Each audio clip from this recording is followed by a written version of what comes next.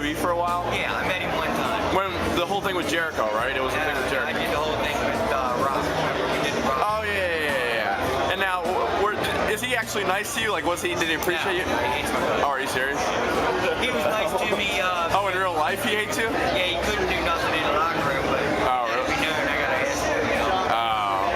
That's fine with me. Yeah. Now, and your real name is Dwayne Gill, but you're still Gilbert, right? Oh yeah. Okay, so you still Dwayne going? Gilbert Gill, brother. Now. Now, do you think maybe, because I know WWE is not looking for maybe you and a bunch of the other guys, but TNA, maybe? You never know. Yeah, I'd say, because I mean, they could have a gimmick like that, because seriously, think about it. I mean, Hey man, big fun of Stone Cold. yeah. We look like twins, long as Stone Cold. Yeah. Come out with a wall.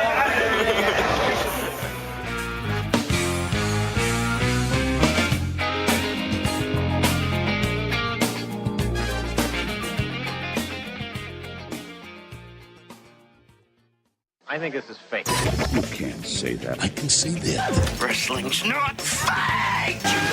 It's still real to me, damn it. The unscripted, uncensored, loose cannon of commentary. This ain't WCW. This ain't Monday Night Raw. This ain't SmackDown. This ain't even WWE. Do I have everybody's attention now?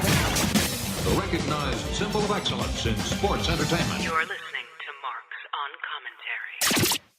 You're listening to Marks on Commentary. I'm Mitty Brophy. I'm Jason Smith. And I had just finished watching a YouTube teaser for Jeff Jarrett's, was it Global Force Wrestling? Yeah. It's the organization he's putting together. And apparently he's aligned himself with Mick Foley. That's what I get the indication. I don't get why. I mean, it's nothing, no formal indication has been given, like Mick Foley a part of Global Force Wrestling, but to have him on a video talking explicitly about talent and stuff like that kind of gives you that impression that he's a part of this thing now. Well, either you get the impression that, if nothing else, it has Mick Foley's endorsement, which, I mean, it depends who you ask. I mean, I still think getting a big-name wrestler, like, was Mick Foley the biggest wrestler of the 90s? No, but he was certainly one of the big faces. He's definitely respected, too. Well, yeah, definitely one of the most respected, one of the most innovative guys, I mean, in terms of the Attitude Era. So I would think, regardless of whether or not he's actually employed or he's part of this, you know, of Jeff Jarrett cultivating this thing into something bigger, just having his endorsement alone is, you know, pretty legitimate. Yeah. Now, I mean, he had mentioned in that video you had shown me about Colt Cabana. Yeah. And you had made a few remarks that he had mentioned in the second video. Yeah, the teaser. Yeah, and you were explaining basically if CM Punk could wrestle Samoa Joe every night in a 60-man Iron Man match, you know, he'd probably still be with the company. Yeah. But that option's not there for him. Right. So, I mean, just from what you've seen in the videos, and obviously, you know, I just watched the first one, what do you think they could bring to the table that could act to make them like legitimate competitors against WWE or TNA?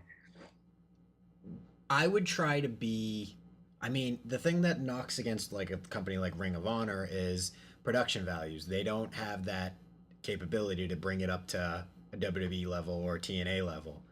TNA, it's a ship without a captain. They don't know what they're doing. Yeah, they have some great talent, but they never know how to put the pieces together. WWE is WWE. You know, it's where everybody wants to be because it's the biggest thing.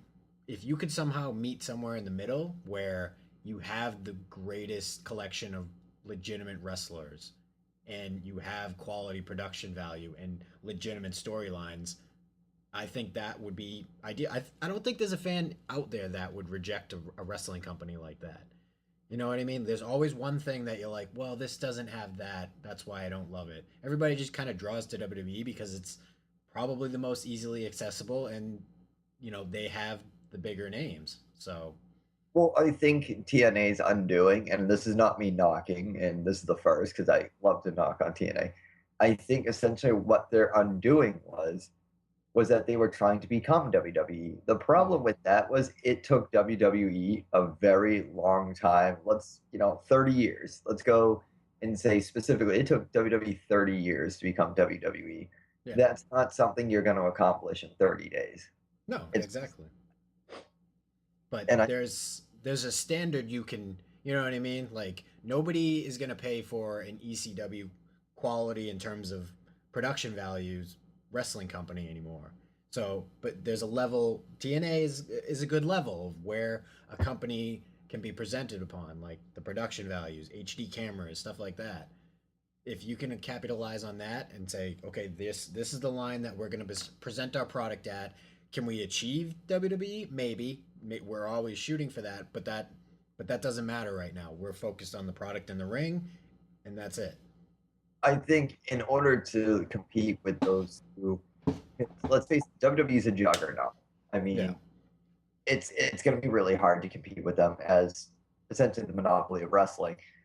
TNA would be an easier one to compete with because, as you said, they're a ship without a captain. They're really just veering off course. They don't really know what their direction is creatively, or I guess from a product standpoint, how do you market this thing? And I think it would be a wise decision on Jarrett's part to really put the focus where those two companies are lacking, which is on the wrestling.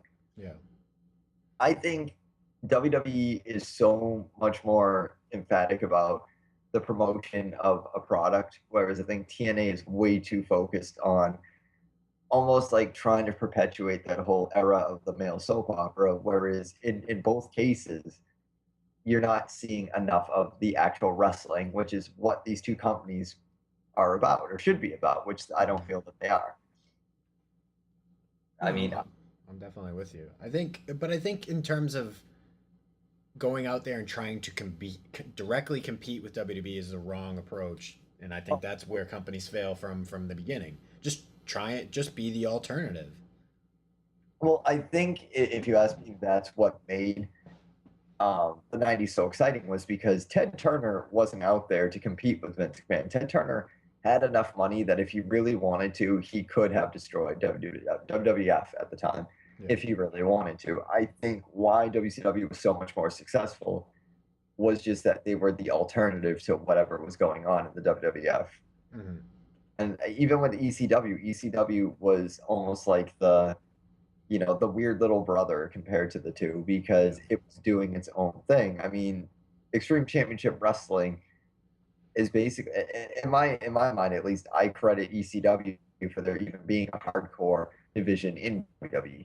Yeah, definitely. They were more focused on the chiseled, larger than life, good looking bodybuilder types, whereas ECW essentially were guys that looked like me.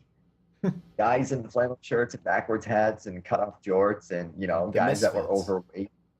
Yeah, I mean, these weren't. I mean, it's gonna sound disrespectful to say this, but by conventional standards, they were not athletes. Yeah, they were wrestlers, and that's what set them aside from the guys in Turnerland or in Vince's WWF, was that WWF and WCW had characters and they had athletes, whereas ECW had wrestlers. They had brawlers. Definitely. But I think the big key thing, if they do want to quote unquote compete, is getting that primary star, that guy, because WCW was floating along, and then when they picked up Hogan, it was like the light switch went off and everything, skyrocketed. So I think picking a star, like, if you can get a guy like CM Punk under your company, that's fucking huge. That changes everybody's perception.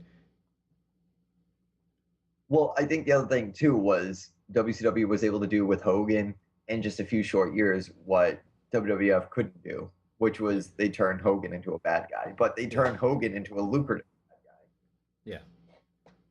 I mean, people can shit on WCW all they want. I mean, yes, I was definitely one of those guys when I was younger that when it came down to who were you most loyal to, WWF or WCW, it was always WWF just by the product name alone. I knew the product better than I knew WCW. Yeah. I mean, in my estimation of things, WWF was larger than life because of, what I had been raised to see in terms of, action figures and video games and comic books. WCW was kind of under the radar, when in actuality, WCW, for what it's worth, had a better product. Yeah. A much better product. And the only thing that really killed WCW was just the smugness that they knew eventually they caught on to the fact that they had a better product. And frankly, I think what happened to WCW is essentially what's going to happen to WWE in the next 5 years if we stay on the same course that we're on. It could be. I mean, let's look at the facts here. As of right now, Daniel Bryan just got neck surgery. CM Punk is out. Batista's been unhappy with his payday. Now, I've been reading that the referees are unhappy with their payday. And of course, with any company, your payday is reflected on sales, supply and demand. Yep. I mean, granted, it's a company that will always make a very good chunk of money, but at the end of the day, people get complacent with what they're used to.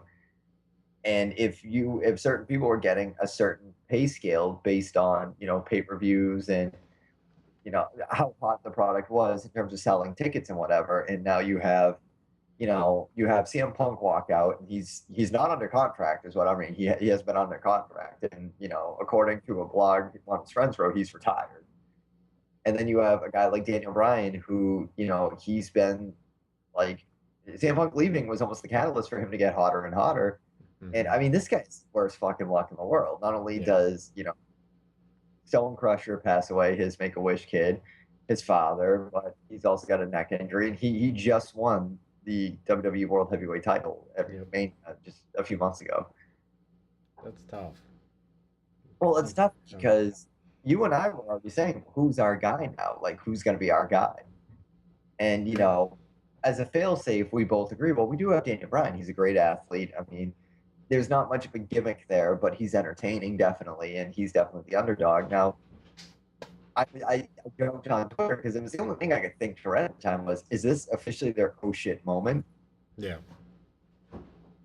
I would think so, because then 24 hours later, they're saying Roman Reigns, suffered like a laceration right above his eye in a botched spot on a cage match at a house show. I mean, you got a lot of injuries going on here with guys that are either just settling in the top spot or on their way to it. And you don't have anyone to come in and back them up. It's crazy. It really shows you how thin that roster is now. So.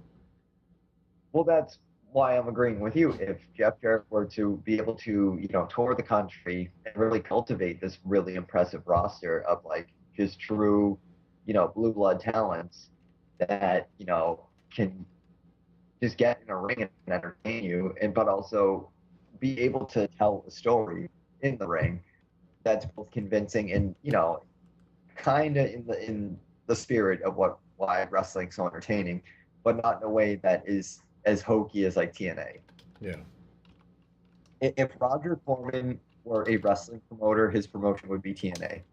It would be more entertaining. But I think there are some hot names out there that you can grab. Like, I know, what is it? Davey Boy Smith's kid's still out there, and he was projected to be something big, and they never did anything with him. And you know how Punk feels about the Hart family and everything like that. Right. So you grab him. There's miscellaneous TNA guys that keep dropping from their roster that you could easily scoop up. I mean, I love in this, but you still have John Morrison out there. Yeah, that's another one. I mean, you got Shelton Benjamin, who I would love to see that guy come back. Some of them might be on the Ring of Honor roster, but I'm not sure who's still there and who's not. I mean, Colt Cabana is another one. Oh, absolutely. I mean, the fact that Foley even mentioned him, or the fact that here's a guy that he's wrestling in the indies and he's wrestling in high school gymnasiums and he's getting a huge pop with little to no recognition outside of, the bubble of social media or just the acknowledgement of CM Punk during that promo, or like the various DVDs or interviews he's done about Punk. I mean, is impressive in itself. Yeah. What was it? Chris Hero, the other guy that they never did anything with.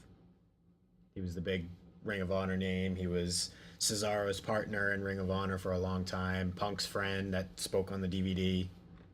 Right. So there's a lot of weird, interesting names where you just go, if they could pull all these assets together, there's a chance to make a really interesting product here.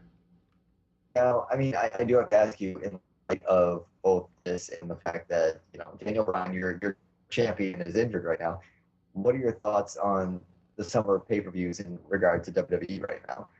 It's tricky. I mean, yeah, you can. I don't know, because you can get away with Money in the Bank where the ladder match is the main event, but SummerSlam, you're building to something, and you hope Bryan can be there. We got one pay-per-view to get away. They'll get away with probably having Evolution and Shield face off, but then after that, it's tricky. I mean, I'm even wondering if they can get away with that. I mean, as far as I know right now, there's a last man standing match between Bray Wyatt and Cena.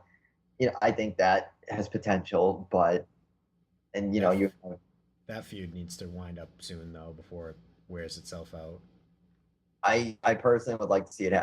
What I would either like to see is, and I've said this for so long now, about a year on the show and then longer with you, either Cena needs to do something in that match where he drastically changes his character, or they have to figure out a way to kind of just, I don't know, if he's not like I want to say write Cena off television just for a little bit, just so they can figure out what to do with him.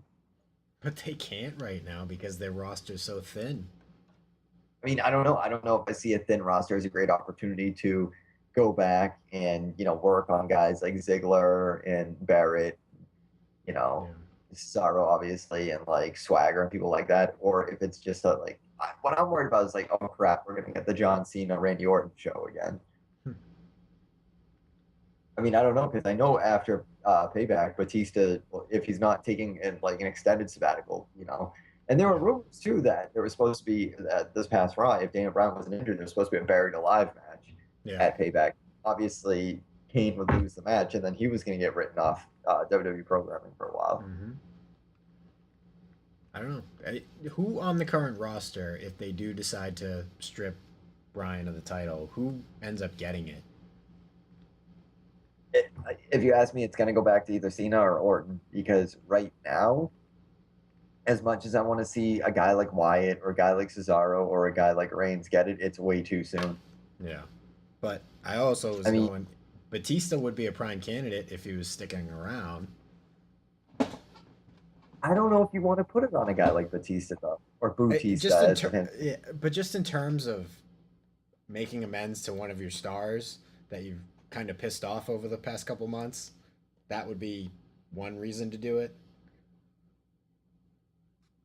See, I'm on the fence with that because I can't imagine if I'm Batista. Now, the thing with Batista was he was popular when he won the World Heavyweight title. Yeah, I can't deny the fact that he was pretty popular. He was a pretty great face, or at least in some eyes. I never felt Batista was big enough that if he left the company that he should be made such a big deal of when he came back. And I feel like deep down, Dave Batista should know that. Granted, he was a main event star. I can't deny that he did headline Manias and what have you, but he never had that star quality that a Triple H or a Shawn Michaels or CM Punk had. You know what I mean? Yeah. No, I'm with you. Usually they reserve those kinds of returns for a guy like Edge or, someone who, I don't know, even when they were a bad guy, the thing with the whole Bautista thing is it's not necessarily a WWE Universe reaction to a bad guy. It's a legitimate knee-jerk reaction from fans who are they're bored with him. There's nothing there. He's just a big muscular guy. Mm-hmm. There really isn't a character there. Yeah. I don't know, but I mean, it's tough. That roster is so thin right now, where it's like you have to take a step back and put it on somebody who it's already been on, but you've kind of worn out everybody that's been on already. Well, I mean, for me, the obvious answer would be Lesnar. Yeah, but he's not going to work as much as, you know what I mean? That would be perfect, but we haven't seen him since the night after WrestleMania, and I don't know. He's not going to work. That's the inherent problem with Lesnar. Yeah. Well, yeah, because he's not one of the boys. He's a part-timer. I was reading earlier that they were going to push for a big Lesnar match at SummerSlam and then hold off on him until the next big one. But now they're questioning, because obviously for the sake of business, a lot of those renewals for the WWE Network come up in September. And what's the September pay-per-view? Night of Champions. And I was reading that they want to stack that card with as many big names as they possibly can. Well, I mean, aside from the obvious, like who else could be a big name that you could put on that card? I don't know. And It's, I'm shrugging and saying I have no idea. like, as part of me that doesn't want to see it, I think that Triple H may end up with the title. I don't know. I'm just trying to think. I mean, as a fan right now, I'm just wondering how that would go over, not only on television but backstage with people. Because I mean, He's essentially for a would be guy, holding it though until Bryan got back. So I mean, it would be interesting if they worked an angle where obviously, as of right now, they don't have a specific timetable for Bryan's return. mhm. So if you had like Triple H and Stephanie open Raw in the UK this coming Monday, if they just immediately strip it off and they just do one of these things where Triple H is like, you know what, no one deserves this title more than me. I'm the new champion. And then you almost have this like intense hatred from the crowd of, you know what I mean? Like you didn't earn that. Like you just, you know what I mean? Mhm. And he could always, like retaliate or rebuttal with, well, what do you mean I didn't earn it? I have this whole career, like Yeah, yeah. It's so weird. It's like finding that next guy is so difficult, and there's no real right answer. Well, because I think the big problem here is that they have found that guy so many times and not known that they even had that guy. Yeah. Like I can only, really speculate, but I mean, you got guys like Tyson Kidd, and you've had guys like John Morrison and Shelton. Benjamin. Were these guys that were legitimate, had legitimate potential for holding the WWE heavyweight title? It depends. It depends on who you talk to. I mean, I definitely thought at one point that John Morrison certainly had it. Hmm. I mean, there were tweaks I would have made to his gimmick and maybe some of his moves, but for the most part, like I definitely thought he was in a very good, place where he'd be positioned into that spot. Hmm. But I mean, he left because even he was unhappy, and I think that's just the thing is, you know, I think WWE as of now has to really. There was one person that was arguing in a forum that WWE should have an off season, which I think that would be the death of wrestling. Wrestling's never had an off season, and that's what makes wrestling so amazing. Is that you have guys that kill themselves for months at a time, make it to the big pay per view, take whatever's left in the tank and use it all up at Mania. But then you have, I mean, mind you, Jason was over here Sunday saying, well, maybe we should do the show bi-weekly. And, why are we considering doing this or why are we going to do this? Because there's really not a lot to talk about right now. Yeah. I This mean, has been one of the busier weeks that we've been able to have some substantial things to talk about, but last week was pretty much dead, and so wasn't the week before. it's hard because, I suppose we could ask the listeners, 978-276-9418 at MO Commentary, would it make the product better if they had an off season? I mean, I don't know. Again, where they have an entire network now with an extensive library where, for what it's worth, if you want wrestling 24/7 or every week, you can, hypothetically have it. Yeah. In terms of the future of superstars moving forward here and, the longevity of certain superstars, would it be a bad idea to have an off season? I don't really know anymore because you got to figure obviously, with a guy like Punk leaving, he was burnt out, he was unhappy, and he, I guess, was even unhappy with the amount of money he was making. I'm sure. Like any other sport, like baseball or hockey or whatever. I mean, don't get me wrong, it sucks. I mean, especially Jason and I living in Boston or Massachusetts. I mean, Game 7, Bruins blow it. Everyone's bummed out because, well, now we got to wait till October to see them try it all over again. Yep. And I mean, that's kind of the bummer about being a fan of sports, but there's always that anticipation. And I've joked before, my favorite time of the year is when that all the trailers are at Fenway and they're taking off to Florida because spring's around the corner. I mean, there's a certain anticipation when it comes to coming out of an off season, but Yeah. I mean, could wrestling survive that? I don't think it could. I mean, I think it potentially, I mean, hypothetically, I think it could definitely benefit from an off season, but I don't think it would survive if it had one. Yeah. I don't know where you stop everybody. I don't know if that would be so great, but I think definitely resting guys is a way to go. Where, okay, it's after WrestleMania. You work this big match. We'll, you know, 2 3 months we'll sideline you. Almost like how they did with Punk last year, where he worked the WrestleMania match and left and didn't return back until Payback. A nice little break for him, but I think that needs to be a going thing where every now and then you mix somebody in. Hey, you worked, SummerSlam really hard. We'll break you here and bring you back at Survivor Series, whatever. I think the only thing that would be hard about that is if obviously the person in the company that needs the longest break is whoever's holding the WWE championship. Yeah.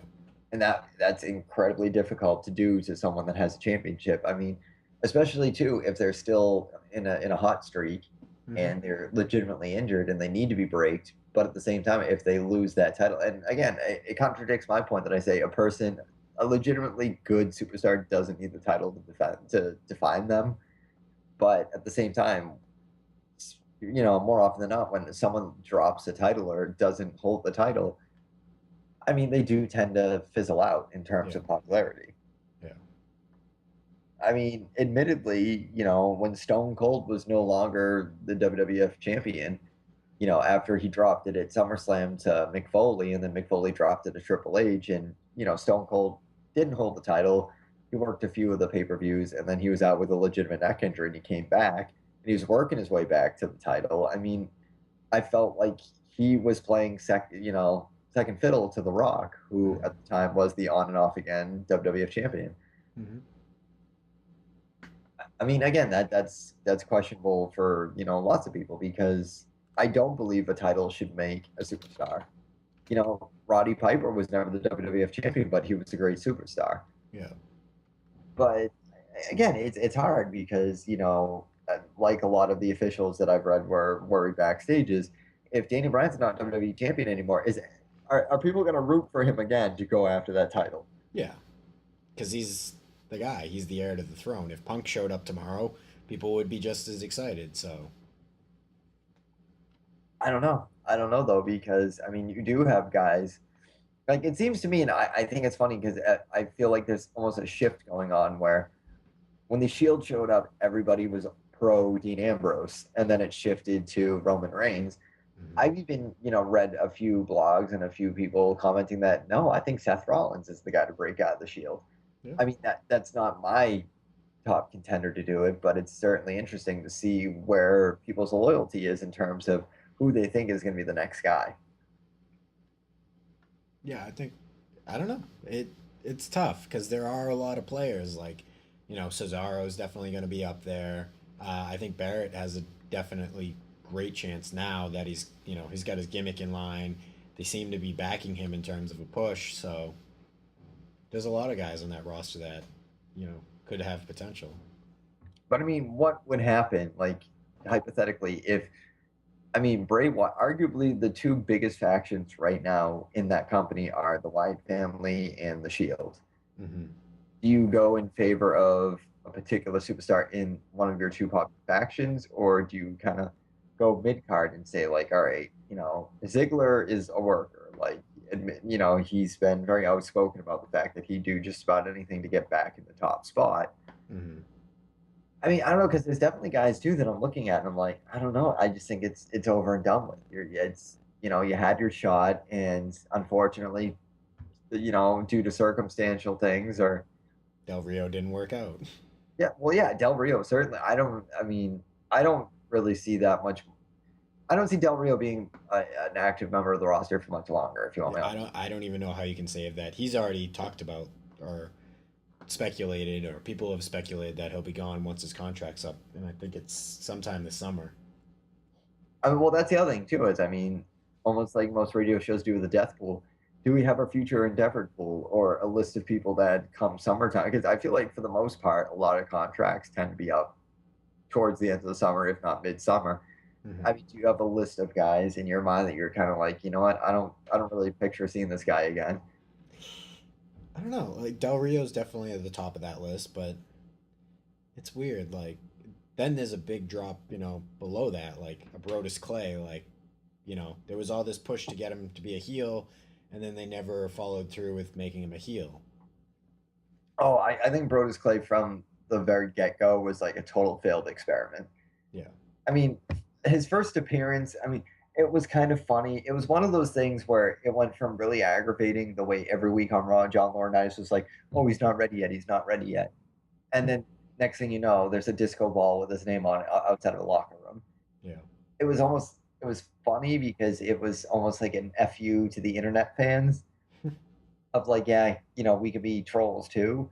But at the same time, I remember thinking like during the whole thing, like, how long can you make this last? Yeah. It's my Val Venus theory. Like Val Venus was a fan favorite and he was a fun character, but Val Venus was not the type of guy that you saw holding anything other than probably the Intercontinental Championship. Mm-hmm. And even then, it was kind of a stretch to see Val Venus with that. I mean, I don't know. It just seems funny to me that I just feel like I don't know. I feel like did you ever get the impression in the '90s that almost like the roster was a hell of a lot more thin than it is now, and yet I feel like we have a bigger roster than we had in the '90s, and yet you just kind of look at it and you're like, what are they gonna do? Yeah, I mean, definitely. Like right after WrestleMania 14, like look at that roster. It's like so depleted where it's like Taker was, I don't know, used up almost against everybody already. You had Kane, who was relatively unknown at that time, and you had Foley and The Rock, who wasn't yet ready. And that was it. That's the main players on that roster. And Triple H, who wasn't yet ready as well. Well, I was just gonna joke that back then your Cesaros and your like Zigglers were essentially like The Rock, Shamrock, Triple H. I mean, I was always kind of bummed that X-Pac he never broke that glass ceiling in terms of ever being like a main event guy. I mean, he had two really great matches against The Rock in '98, the Monday Night Raw where he wrestled for the title, and then in Capital Carnage. Mm-hmm. But he was never treated like a potential main eventer after that. Yeah. I mean, that always bugged me because there have definitely been guys like that who I'm just like, man, I wish they had just taken a chance on them. Mm-hmm. But it's weird. It's like this roster is thicker, but there's no substance to it though. Like you can't go, oh well, that's the next guy that we can do. Like there are guys that are in line that have potential, but there's not that next guy. Now, I mean, the interesting thing is, I was reading that, what was it, WWE 2K15. Typically, those games always come out around, fall. They always come out between October and November because it's time for, the holidays. Mm-hmm. In terms of a potential gift idea. They're thinking of pushing it back mid-quarter now. And the speculation is because they want to get, like they have in the past, with CM Punk being, the mascot of, WWE 13. Yeah. 2K14 was, The Rock's on the cover, but technically their big guy was Warrior. Mm-hmm. And it's being said now that they're considering Goldberg. Like they're kind of waiting to see where Goldberg winds up in terms of negotiations with WWE as a potential for WrestleMania 31. Not bad. Not bad, but I mean Goldberg. Yeah, no, he's definitely 10 years past his expiration date of when he was valuable. You know what I mean? I'm kind of hoping, and I know there'll be more work on Jason's part, if he could find the clip from the Mighty Ducks and just, instead of my reaction, just Goldberg. Because that's how I feel every time I read those. I'm just like, even when he's in WCW, I just thought like he's a more roided up Steve Austin. I don't know. Like he never, when he had his run in WWE, it never appealed to me. It never appealed to me. The height of that was his match with The Rock, and then after that, it was just kind of downhill for me. Well, I mean, here we are, Sting. What the hell happened? Like, why can't Sting be your cover boy? And why can't you kind of build toward, like, his big last match? Mm-hmm. And I think a lot of it has to do with they have no idea who to put him against. Well, if Kane's going to retire, put him against Kane.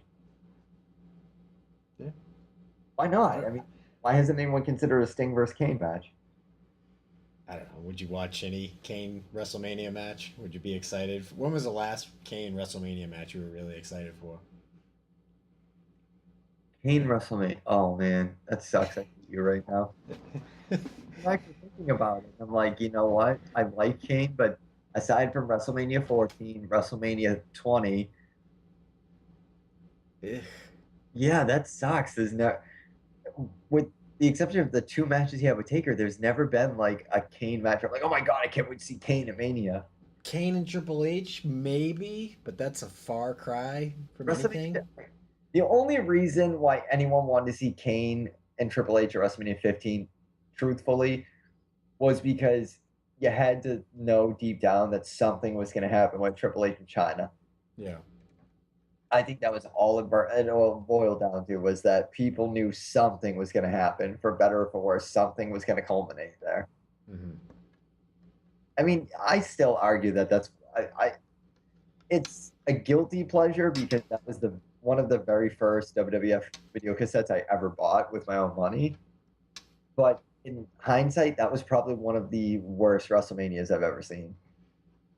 It's better than a lot that I've seen over the last couple of years, but it isn't great. It probably is right in the middle of WrestleManias. I think because it's not the worst one I've ever seen. It was cool because the Stone Cold Rock match, in my opinion, with the exception of Backlash, was like flawless. Mm-hmm. It was a great back and forth. It was a tremendous match, and the storytelling paid off in it. In terms of other matches, I mean, Shane McMahon X-Pac was okay. Mm-hmm. I mean, again, I was a mark for X-Pac. I still kind of am, but when I was 12, I was a huge X-Pac mark. So, just to see X-Pac in like the whole Shane McMahon rivalry was really exciting to me. In terms of other match, like, I don't think you disagree with me. Undertaker versus Big Boss Man in the Hell in a Cell was like the worst match I've ever seen. Yeah, big letdown. Well, it was a letdown because, I mean, what was the point of a hell? Like, arguably, and we said this before. We said this on the failed WrestleMania. I think this one made it. I think we did 15. Did we so do it? I think that was right at the line of the ones that did make it.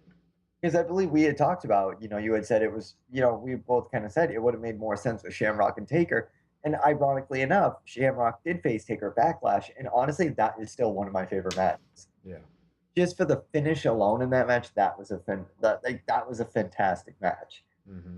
I still love the finish of Shamrock trying to get the Undertaker up to the tombstone, and literally through the weight of his body just flip Shamrock over and tombstones him. I thought that was one of the best finishes I've ever seen. Yeah. I mean, I don't know. I really don't know on that one. Yeah.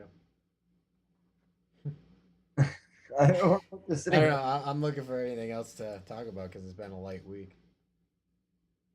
I had something too, and then we got the topic of fucking WrestleMania 15, and it was gone. And I'm just sitting here now being like, damn it, Jason, I had something. We were talking about Sting and Kane. And Goldberg, and the WrestleMania Hall of Fame for 2015. That's what I want to bring up next. Uh-huh. Rumor names so far are Rikishi and Mickey James. Really? I really feel like Vicky, what's her name? Yeah, Victoria would have made a much better sense than Mickey James. Okay, no. You know who would have been better than Mickey James? Luna, Sable. Yeah. Yeah. Ivory. Oh my God. Jackie. Okay. God, no, but I think you're right with Sable. I think Sable's definitely a name that I'd lobby for Ivory. I would. Not horrible, but not the best, but not awful. I don't think. God, Molly Holly's not in, is she? No. I mean, you know what? I think there's 3 divas that are in. I think it's Sunny, Trish, and Lita, which makes sense. Well, no, other ones because oh my God, I'm spacing. Scary Sherry's in. Yeah, that's right. Yeah. Oh, Miss God. Elizabeth is not in there yet. She's not. I was waiting to correct myself because I didn't know if she was or not. Nope, she's not in there yet. So that is a name that should go in. But it is kind of a weird name where you're like, Mickey James, really? I still kind of consider her an active competitor, not directly on the roster, but you know what I mean. If they signed her tomorrow, I wouldn't be like, yeah, she's too old. I'm trying to remember now. Who was the chick that won Tough Enough? Or no, it was the Divas, the search they're doing, the Divas search. She was like the punk rock chick, and she was dating one of the Hardys. Dating a Hardy. Oh, Ashley Mazzaro? I think that might have been her. Thinking? Okay. Having Mickey James going this year is the equivalent of having that chick going. And that's the thing. She's so utterly unremarkable that I don't remember her name. I just remember when she won that Diva Search competition. Yeah.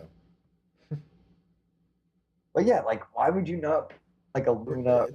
Tori Wilson makes more sense. Tori Wilson's a great candidate. And Stacy Keebler at that point, but she's pregnant right now. But I Stacey don't know if that matters. One. Oh my God, there's one, and I'm like totally spacing on it. Kane's girlfriend. Tori? Tori's another one, I think. Like the Tori. Okay. Not Tori Wilson, Tori. Yeah, just Tori. Tori. Yeah. In that awful suit she wore at WrestleMania. I would induct her if she wore that at the ceremony. No, I'm like really thinking now because in terms of like Diva division, I mean, again, we joke about that division all night and day, but like Gail Kim, but obviously she's under contract with TNA. She'll never get it because she eliminated herself from that battle royal right out of the company. Do you remember that? I'm trying to remember that now. Yeah, she didn't want to work for the company, and they were like, "All right, we'll just work this battle royal, and then you're done." And she was like, "Well, fuck this," and she eliminated herself. You should go watch the clip; it's very funny.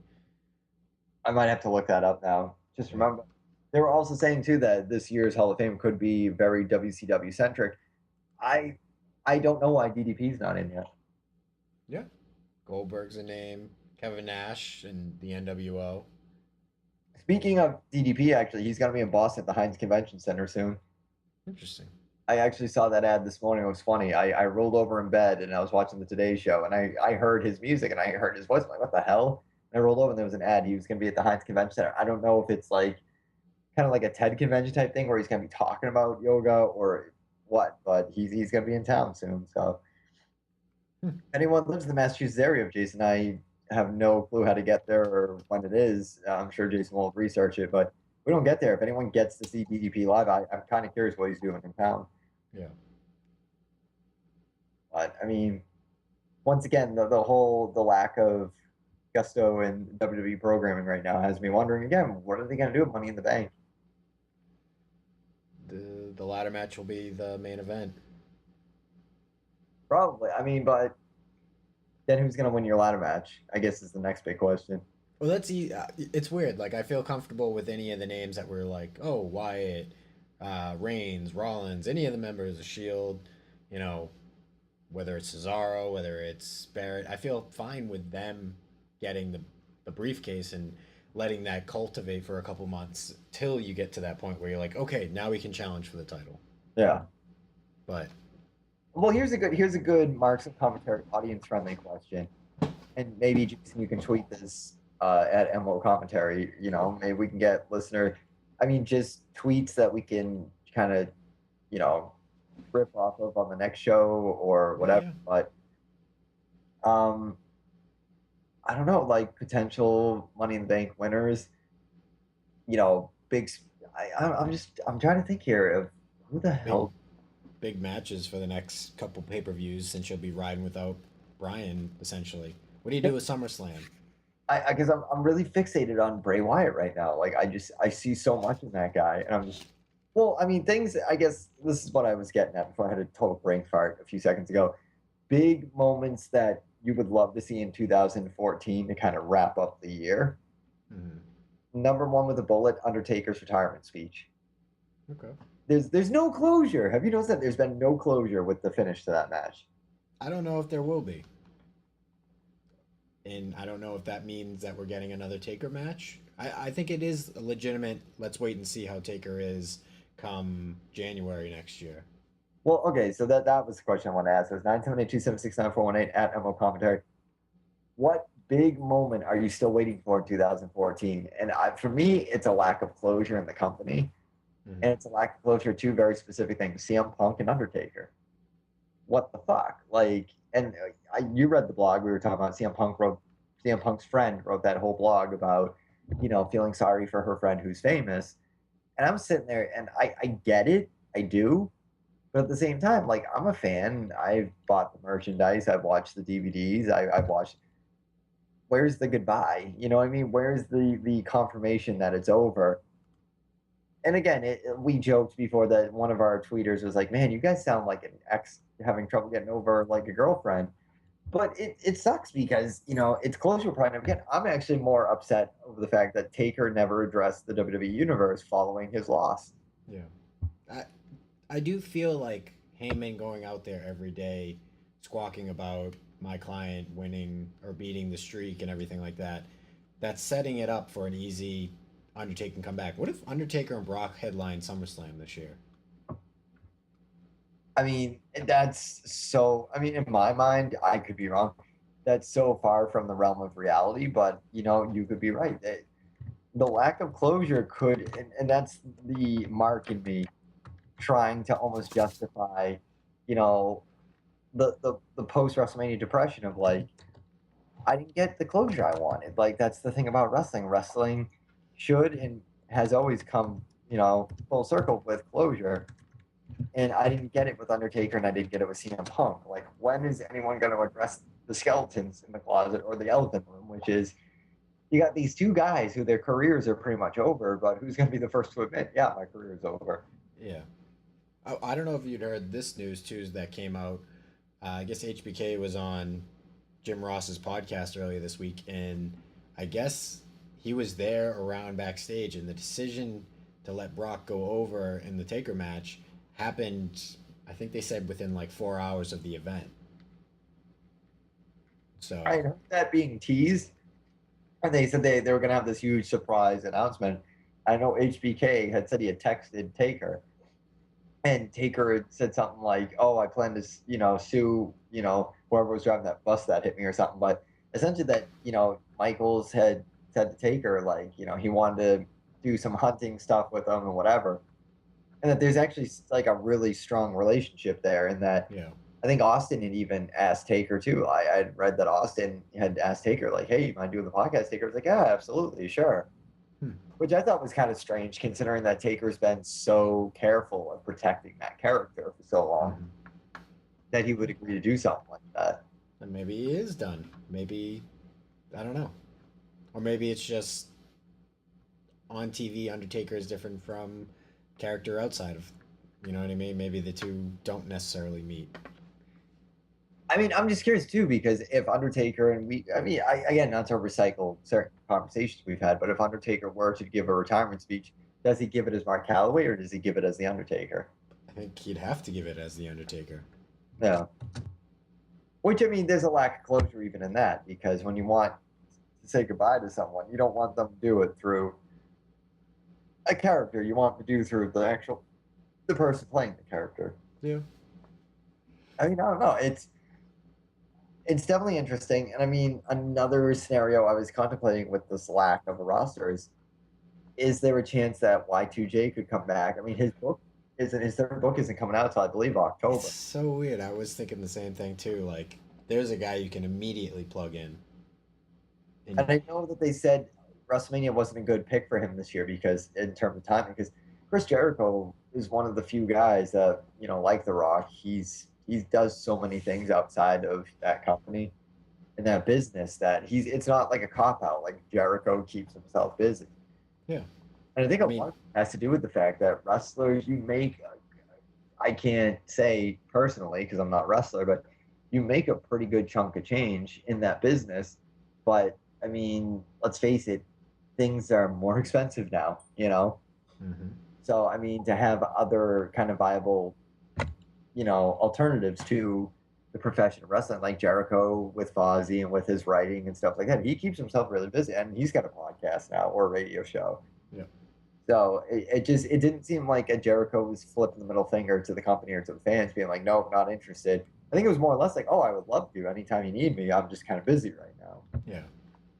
But I definitely he's still a guy that when he makes an entrance, he still makes an entrance. Mm-hmm. I mean, he's Y2J. Chris Jericho is one of the few. He has always been a favorite because he never gets stale. And I think with Jericho, it's smart with him because I don't think I don't think he just comes back for the sake of coming back, because if he's going to come back, he doesn't want to be like a Batista where, oh, I'm Chris Jericho. You're supposed to cheer for me because I'm Chris Jericho. Yeah. Like, no, like I'm older. I understand, you got younger guys back there who should have the spot I'm in. If I'm going to have the spot, then I want to make the most of it. And I want to get you on my side, or I want you to hate me. Mm-hmm. And I mean, having read his last book, I'm actually super excited about this new one. Yeah. Which I don't know the specific date, but I believe it was October. It's the best in the world at what I have no idea, which I fucking love that title. Have you read any of his books? The first two we did? No, I haven't ever read any of his. I read a couple different ones that I like the Piper one I liked. Now I can ask you, I don't know if you mentioned this in the show, I know you did on Twitter. Someone had mysteriously put a DDP book. Yeah, I had no idea who it was. I open up my mailbox and I pull it out and I'm like, it's a DDP book. And it's like, what, that like checklist item that it's like, I'll never end up buying that. And I open it up, I'm like, holy shit. And it's signed too. It turned out to be my awesome landlord, so. Oh, your landlord did that? Yeah, I finally figured it out. Because when I moved in, he was wearing like an NWO shirt when he was just, touching up some paint and stuff like that. And I was like, oh, nice shirt. And he was like, oh, thanks.